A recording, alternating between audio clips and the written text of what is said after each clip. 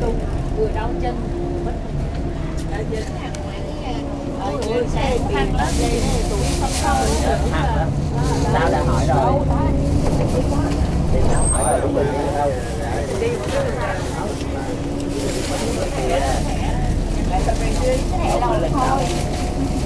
nó lát rồi nó giữ lại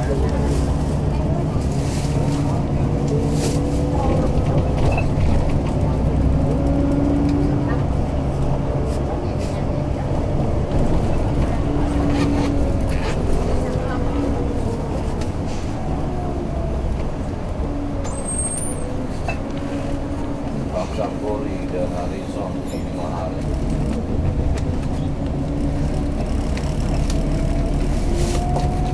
Malam dia datang sini lah. Zul dia belum masuk lagi ya. Ini dia buat mahal tau, semua sound system semua bagus saja. Iya ke? Tak tahu